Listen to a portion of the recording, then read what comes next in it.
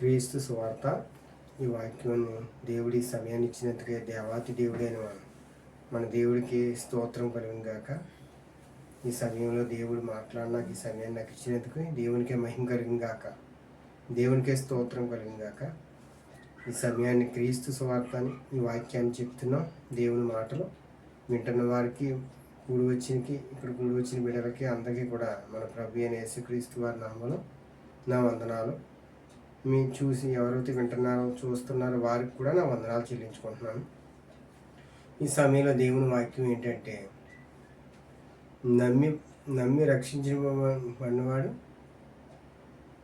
మనం నమ్మాలి. దేవుని నమ్మితే మనం రక్షించబడతాం, నమ్మని వారు శిక్షించబడతారని దేవుని వాక్యం సెలవిస్తుంది.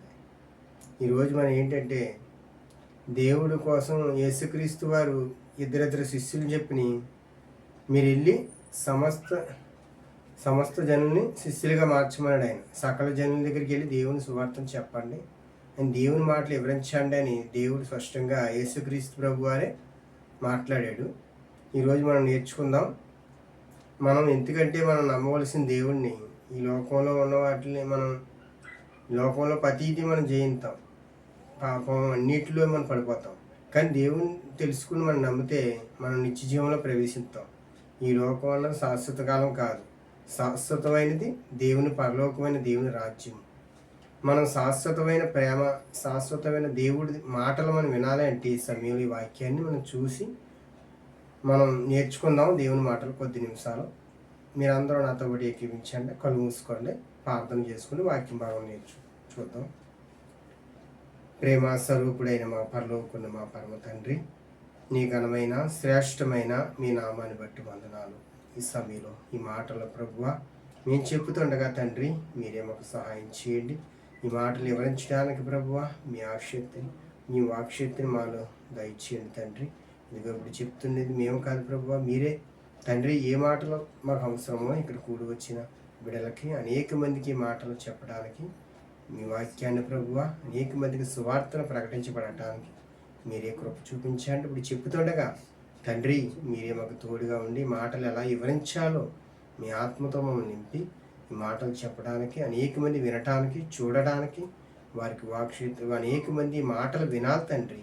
ఈ వాక్యమైన మాటలు అనేక మంది హృదయాల్లో భద్రపరచుకోవడానికి, చూడటానికి అట్టి కృప వారికి దయచేయమని, ఎవరైతే ఈ మాటలు వింటున్నారో చూస్తున్నారో నాతో పాటు ప్రార్థనలు ఏకీవించున్నారు వారందరినీ ప్రభు మీ చేతులకు అప్పచెప్తూ మీకే స్తోత్రములు తండ్రి, వందనాలు తండ్రి, మీకు స్తుతులు చెల్లించుకుంటూ ఈ కొద్ది ప్రార్థన యేసుక్రీస్తు వారి నామములో అడివేడుకుంటున్నాను పరమ తండ్రి, ఆమేన్. మనం దేవుని వాక్యం దగ్గర పదాం. దేవుని వాక్యం మీరందరూ కూడా దేవుని మాటల వైపు మీరందరూ చూడాలి. దేవుని వాక్యం ఈరోజు ఏంటంటే, మనం నమ్మాలి. దేవుని నమ్మి రక్షించబడినవాడు మనం ఎక్కడికి వెళ్తాం, నమ్మితేనే దేవుడు ఉండే లోకానికి వెళ్తాం. నమ్మని వారు శిక్షించబడతారని దేవుడు స్పష్టంగా మాట్లాడుతున్నాడు. మనం మార్కు సువార్త 16వ అధ్యాయం 15వ వచనం చూద్దాం. దేవుని మాటలోంచి మార్కు సువార్త చదువుకుందాం. దేవుని వాక్యం నుంచి. మరియు మీరు సర్వలోకములకు వెళ్ళి సర్వసృష్టికి సువార్త ప్రకటించుడి. ఆగుదాం అక్కడ. మనం మరియు అంటే ఏంటి? మనం సర్వసృష్టికి వెళ్ళి సువార్తను ప్రకటించాలి. ఈ మాట ఎవరు చెప్తున్నారంటే, యేసుక్రీస్తు వారి దగ్గర 12 మంది శిష్యులు ఉన్నారు. అందులో ఇద్దరిద్దరు చెప్పిన ప్రతి గ్రామానికి మీరు ఇద్దరిద్దరు చెప్పిన వెళ్ళండి, నేను ఏ చెప్తున్నానో మీరు అన్నీ కూడా గైకుని ఆ మాటలు వివరించండి.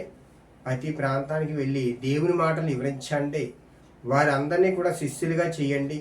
నేను ఏం చెప్పానో మీరే అయ్యండి చెప్పండి అని యేసుక్రీస్తు ప్రభు వారే ఆయన దగ్గర ఉన్న శిష్యులందరికీ కూడా ఇద్దరిద్దరు చెప్పిన గ్రామానికి ప్రతి గ్రామంలోకి వెళ్ళి అలా దేవుని మాటలు ప్రకటిస్తున్నారు. 16వ వచనం చదువు. తర్వాత 16:10.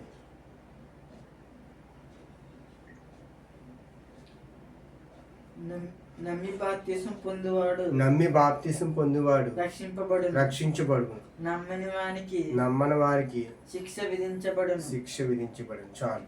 సో మనం నమ్మాలి. ఈరోజు ఏంటంటే నమ్మి బాప్తిసం పొందాలి. అంటే నమ్మటం అంటే దేనికి? ఈ లోకంలో శాశ్వతమైంది కాదు. ఈ లోకంలో ఏదో రోజున మనం మరణిస్తాం. మరణించి కానీ మనం ఎక్కడికి వెళ్ళిపోతాం అంటే నిత్య నరకానికి జారిపోతాం. మనం అలా జారకుండా ఉండాలి అంటే నువ్వు ఎందుకు నమ్మాలంటే నిత్య జీవంలో ప్రవేశించాలి. యేసుక్రీస్తు వారు నమ్మితే నేనే మార్గమును నేనే జీవమును అంటున్నాడు ఆయన. ఆయన ద్వారాగే తప్ప మనకు నిత్య జీవం లేదు. అందుకే యేసుక్రీస్తు వారిని మనం నమ్మాలి. నమ్మిన వాడు రక్షించబడును, నమ్మని వారికి శిక్ష విధించబడినట్ట. శిక్ష అంటే ఎక్కడ ఉంది? నిత్య నరకం. ఆ నరకంలో పడిపోకముందే మనం భూమి మీద ఉన్నప్పుడే మనం నిత్య జీవంలో ప్రవేశించాలంటే మనం నమ్మాలి యేసుక్రీస్తు వారిని. అందుకే యేసుక్రీస్తు ప్రభు వారు ఇద్దరు శిష్యులు చెప్పిన ఇదే మాట లోకాసు వార్త 10:12 చూద్దాం. ఇది మనం కొత్త నిబంధనలో మాటలు చూస్తున్నాం. ఇవన్నీ కూడా 3 సువార్తలు. మత్తయి సువార్త, మార్కు సువార్త, 4 సువార్తలు ఉన్నాయి. యోహాను సువార్త 4. ఈ సువార్తలన్నీ కూడా యేసుక్రీస్తు వారు 2000 సంవత్సరముల కిందట యేసుప్రభు వారి లోకానికి వచ్చాయన. ఆయన అనేక దుక్కులకి వెళ్ళి కాలినడకతో నడుస్తూ అనేక కార్యములు చేసిన దేవుడు యేసుప్రభు వారు. లోకాసు వార్త 10:12 చూద్దాం. మనం ఈరోజు దేవుని మాటలు ఏంటంటే మనం నమ్మాలి. మనం నమ్మటం వల్ల మన జీవితాలు ఎంతో మేలు, ఎంతో ఆశీర్వాదంగా ఉంటాయి. ఈరోజు నమ్మి ఆ పట్టణపు గతి కంటే సోదమ పట్టణపు గతి ఆ దినమున పూర్వతిగనది ఉండినని మీతో చెప్పుచున్నాను. ఈ మాట ఏంటంటే సొదొమ కుమార పట్టణం మాట ఎందుకు వచ్చిందంటే కొత్త నిబంధనలో, ఈ పాత నిబంధనలో సొదొమ కుమార పట్టణం అన్నది ఈ మాట దేవుడు ఎందుకు తీసుకొచ్చాడంటే ఇక్కడికి కొత్త నిబంధనలో యేసు ప్రభు వారు 2 వ్యక్తులు పంపించాడు శిష్యుల్ని. మీరు ఆ ఇంటికి వెళ్ళి దేవుని మాటలు దేవుని రాజ్యం వచ్చినది అని చెప్పమన్నాడు.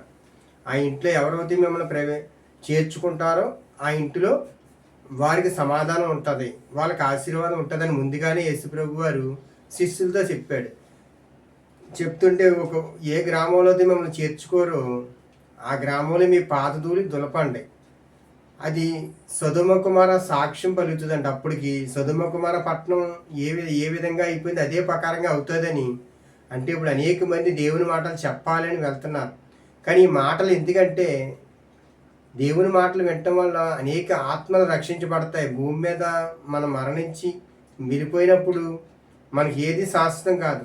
కానీ దేవుడు ఉండే లోకం శాశ్వతం కావాలంటే ఈ దేవుని సువార్త అన్న మాటలు మీరు వినాలి. ఎందుకంటే ఈయన అంతటి చెప్పే మాటలు కాదు, మన ప్రభు అయిన యేసుక్రీస్తు వారు ఈ మాటలు పలికితేనే మనం చెప్పగలుగుతాం. కానీ మనం మన అంతలో మనం చెప్పలేము. మనం నమ్మి మనం బాప్తిసం పొందితే మనం రక్షించబడతాం. ఎక్కడి నుంచి? నరక అగ్నిలోంచి మనం రక్షించబడతాం. ఈ లోకంలో మనం మరణిస్తాం. ఇది ఒక మొదటి మరణం. రెండో మరణం ఉంది. మళ్ళీ మనం ఏ రూపంతో ఉన్నామో అదే రూపంతో దేవుని వద్దకు వెళ్ళిపోతాం. అక్కడ నిత్య నరకం ఉంటుంది, అక్కడ పడిపోతాం. అక్కడి నుంచే మనం రక్షించబడాలంటే యేసుక్రీస్తు వారి భూమి మీద అనేక మంది శిష్యులను పంపించాడు. ఆయన ఉన్న కాలంలో ఆయన ఎప్పుడు వచ్చాడంటే 2000 సంవత్సరముల కిందట ఆయన వచ్చాడు. భూమి మీదకి వచ్చి అనేక మంది కొరకు దేవుని సువార్తను ప్రకటించాడు. శిష్యులుగా చేసి అనేక మంది ప్రాంతాలకు వెళ్ళి ఇద్దరిద్దరి కింద ఆయన శిష్యులను పంపించి నేను చెప్తున్నాను అయ్యే మీరు చెప్పండి, అనేక మందిని శిష్యులుగా మార్చండి, దేవుని మాటలు ప్రకటించండి అని యేసుప్రభు వారు ప్రతి ఒక్కరికి కూడా శిష్యులను పంపించి ప్రతి గ్రామానికి వాళ్ళు చెప్పారు. మనం చివరిగా ముగించేద్దాం, సమయం అవుతుంది కాబట్టి. ఆదికాండం 19:1 చూద్దాం. సొదొమ కుమార పట్టణం అని ఒక ప్రాంతం ఉంది. అది బైబిల్ గ్రంథంలోనే ఉంది, పాత నిబంధనలో. మనం చూద్దాం కొద్ది నిమిషాల దేవుని వాక్యం. ఆ సాయంకాలమందు ఆ ఇద్దరు దూతలను సొదొమ చేరుకుని లోతు సొదొమ గవనీయ యొద్ద కూర్చున్నాడు. చాలు, ఇది నీ మాటలు వివరిస్తాను. సొదొమ కుమార పట్టణం అని ఒక ప్రాంతం ఉంది. ఇది పాత నిబంధనలో బైబిల్లో స్పష్టంగా దేవుడు రాయించాడు. అతను ఒక లోతు అనే వ్యక్తి ఉన్నాడు. ఆ ప్రాంతంలో నీతిమంతుడు ఆ లోతు. కానీ ఆ పట్టణం అంతా కూడా నీచమైనది, పాపానికి దృష్టిగా కనపడుతుంది. దేవుని దృష్టికి వెళ్ళింది ఆ పట్టణం. ఆ పట్టణాన్ని నాశనం చేయాలని దేవుడైన యెహోవా దేవుడు దృష్టికి వెళ్ళింది. ఆయన చూశాడు, ఆ పట్టణం చూసే ప్రజలను చూశాడు. ఆ పట్టణంలో ఉన్న వృద్ధులు కానించి చిన్నపిల్లలు పెద్దలు అందరూ కూడా ఎలా ఉన్నారంటే నీచంగా, దేవుని దృష్టికి పాపులుగా, మహా ఘోరంగా కనపడుతున్నారు దేవుని దృష్టికి. కానీ ఒకే ఒక కుటుంబం ఉంది, లోతు. అతని కుటుంబం చూస్తే దేవుడికి, ఇతను దేవుని యందు భయభక్తులుగా ఉంటూ, దేవుని కొరకు భయపడుతూ, దేవుని మాటలు వింటూ, దేవుని కొరకు బ్రతుకుతున్నాడు ఈ వ్యక్తి, ఈ లోతు. ఈ లోతు ఏంటంటే దేవుడు 2 దేవదూతలను పంపించాడు. ఇది పాత నిబంధనలో 2 దూతలను పంపించాడు. 2 దూతలు వెళ్ళి లోతు కుటుంబాన్ని విడిపించాలని దేవుడు ముందుగానే సొదొమ కుమార పట్టణం చేరారు. ఆ సాయంకాలం అందు 2 దేవదూతలు వెళ్ళి ఆయన పట్టణం అక్కడ ఉంటే దేవదూతలను తీసుకెళ్ళి ఆయన ఇంట్లో తీసుకెళ్ళాడు. ఆ సాయంకాలం అందు లోతు, ఈ ప్రాంతాన్ని దేవుడు నాశనం చేయబోతున్నాడో, మీరు వెళ్ళిపోండి ఇక్కడి నుంచి, మీరు వెనక్కి తిరిగి చూడకన్నా. దేవుడు దేవదూతలతో వర్తమానం పంపించాడు. వర్తమానం పంపించగానే ఇద్దరు కూతుర్లు అతనికి, లోతుకి. ఆ 2 కూతుర్లకి అక్కడ గ్రామంలో ఉన్న వారితో నిశ్చితార్థం చేశాడు. 2 అల్లుళ్ళు, ఇంకా పెళ్ళిళ్ళు కూడా అవ్వలేదు. వారిద్దరు అల్లుళ్ళని కూడా నువ్వు చెప్పు వెళ్ళి వారిని కూడా తీసుకుండి ఈ ప్రాంతాన్ని విడిచిపెట్టి మీరు వెళ్ళిపోండి మీ కుటుంబం కానీ అని దేవుడు దేవదూతలో చెప్తున్నారు లోతుతోటి. లోతు వెళ్ళి అడిగాడు, ఈ ప్రాంతాన్ని దేవుడు నాశనం చేయబోతున్నాడో, మీరు మాతో పాటు వచ్చేయండి అంటే ఎగతాళి చేశారు. లోతుని ఎగతాళి చేశారు అల్లుళ్ళు. ఈ ప్రాంతాన్ని ఎందుకు నాశనం చేస్తాడు దేవుడు అని ఎగతాళి చేసి, ఈ రోజుల్లో దేవుని మాటలు కూడా అంతే. దేవుడు రక్షించబడమంటున్నాడు, మిమ్మల్ని రక్షించబడండి, దేవుని మాటలు వినండి, మీరు రక్షించబడతారంటే ఈ లోకంలో ఎవ్వరూ కూడా రక్షించబడతలేదు, నరకానికి జారిపోతున్నారు. అలాగే కూడా వాళ్ళు కూడా అప్పుడు కాలంలో దేవదూతలతో వర్తమానం పంపితే వినలేదు వాళ్ళు. లోతు వెళ్ళి చెప్పినా కూడా వారు వెనకాగిపోయారు. ఆ సొదొమ కుమార పట్టణం మొత్తం నీచమైనది, పాపానికి దుష్టం. అలాంటి పట్టణాన్ని దేవుడి దృష్టికి వచ్చింది. దేవుడు ఇంకా 2 దేవదూతలను పంపించాడు. లోతు బిడ్డలని, కుటుంబాన్ని, భార్య, 2 కూతుర్ని తీసుకోండి, మీరు వెనక్కి తిరిగి చూడకన్నా ముందుకు వెళ్ళిపోండి అని దేవదూతలు 2 కూడా పంపించాడు దేవుడు. ఈ దేవదూతలను చెప్పగానే వీరు వెనక్కి తిరిగి చూడగానే 2 కూతుర్ని తీసుకుని లోతు సోయార్ అనే పట్టణం ఉంది అక్కడ పక్కనే. సొదొమ కుమార పట్టణం దాటిన తర్వాత కొంచెం దూరం వచ్చిన తర్వాత సోయార్ అనే పట్టణం, ఆ పట్టణం వైపు వచ్చేసారు మెల్లిగా నడుచుకుంటే. ఇక్కడ లోతు భార్య ఏం చేసిందంటే దేవుడి మాట లక్ష్య పెట్టకన్నా, దేవుని మాట వినకన్నా ఏం చేసిందంటే ఆవిడ ఈ లోకంలో ఉన్న వ్యామోహంలో పడిపోయి, డబ్బు, ధనము, ఈ లోక ఆలోచనలో పడిపోయి ఏం చేసిందంటే లోతు భార్య దేవుని మాట లక్ష్య పెట్టకన్నా దేవుని మాటని కొట్టివేసి ఆవిడ వెనక్కి తిరిగి ఉప్పు స్తంభం అయిపోయింది. అంటే దేవుడి మాటకి లక్ష్య పెట్టలేదు, దేవుని మాట వినలేదు. అలాగే కూడా లోకస్తులు అందరూ కూడా మీరు నమ్మి రక్షించండి, నమ్మి బాప్తిసం పొందండి, నమ్మిన వాడు రక్షించబడతాడని దేవుడు స్పష్టంగా మాట్లాడుతుంటే యేసుక్రీస్తు వారు శిష్యులను పంపించాడు. అనేక ప్రాంతాలకు వెళ్ళారు. మీరు దేవుని రాజ్యం వచ్చి ఉన్నది, మీరు అందరూ కూడా దేవుని తెలుసుకోండి అంటే ఎవరు ఈరోజు తెలుసుకునే వాళ్ళు లేరు. దేవుని మాటలు వినేవారు తక్కువ, దేవుని మాటలు లక్ష్య పెట్టేవారు తక్కువ, దేవుని కొరకు బ్రతికేవారు తక్కువ. దేవుడు అంటే సామాన్యమైన వ్యక్తి కాదు, ఆయన మానవుడిగా ఈ లోకానికి వచ్చాడు. ఈరోజు నీ కోసం, నా కోసం మన పాపముల భారం ఆయన సిలువ మీద వేసుకుండి, ఆయన ప్రేమ చేత ఈ లోకానికి వచ్చి మనందరి పాపముల నిమిత్తం ఆయన సిలువ మీద ప్రాణాన్ని చిందించాడు. ఆయన ప్రాణం పెట్టాడు, రక్తం చిందించాడు నీ కోసం, నా కోసం. సిలువ మీద మన కోసం ఎంతగానో రక్తం కార్చాడు. ఎంతవరకు మన పాపులమై, నీచులమై ఈ లోకంలో మనం ఎలాంటి స్థితిలో పడిపోయామో మనందరినీ కూడా దేవుడు రక్షించాలని ఈ లోకానికి యేసుక్రీస్తు వారు వచ్చారు. వచ్చి నీ కోసం, నా కోసం ప్రాణాన్నే పెట్టాడు. ఆయన ప్రేమతో పెట్టాడు ప్రాణం. ఈరోజు ఏ మనుషులు కూడా ఏ త్యాగం చేయలేరు, అలాంటి త్యాగాన్ని యేసు ప్రభు వారు చేశారు. అలాగే దేవుడైన యెహోవా దేవుడు లోతు కుటుంబాన్ని రక్షించాలని 2 దేవదూతలను పంపించాడు. ఈ పాత నిబంధనలో మనం చూస్తున్నాం. ఆదికాండం 19వ అధ్యాయం 1వ వచనంలో ఉంది, ఇంకా 17, 16, 18వ వచనంలో ఉంది. సోయార్ అనే పట్టణానికి వచ్చేసారు వీళ్ళు మెల్లిగా నడుచుకుంటూ, వెనక్కి తిరిగి చూడకన్నా. 2 కూతుళ్ళు, లోతు భార్య వెనక్కి తిరిగి చూసి ఆ పట్టణం నాశనం అవుతుందా లేదా, ఇది నమ్మిదా ఉత్తిదా అని ఆవిడ నమ్మలేదు, నమ్మిక ఉంచలేదు. కాబట్టి ఆవిడ ప్రాణం పోయింది. ఈరోజు మన ప్రాణాన్ని పోగొట్టుకుంటున్నామా? దేవుడి మాట నమ్మితే మన ప్రాణం రక్షించబడుతుంది. దేవుని మాట వినకపోతే మనం శిక్షించబడతాం, మన ప్రాణం కూడా పోతుంది. అలాంటి స్థితిలో మనం పడిపోకుండా ఉండాలంటే లోతు భార్య ఏ స్థితిలోంచి పడిపోయిందో అదే స్థితిలో మనం ఉండకన్నా మనం ఎలా ఉండాలి? దేవుని మాట లక్ష్యపడితే మనం రక్షించబడతాం. మనం రక్షించబడితే నిత్య జీవంలో ప్రవేశిస్తాం. నిత్య జీవం అన్నది ఇక్కడ ఎక్కడా లేదు. దేవుడే మహిమ గల లోకానికి వెళ్ళాలంటే యేసుప్రభు వారు నేనే మార్గమును, నేనే జీవమును, నేనే సత్యమునని యేసుప్రభు వారు చెప్తున్నారు. నేను తప్ప మార్గానికి తీసుకెళ్లే వ్యక్తి ఎవరో లేరు ఈ లోకంలో.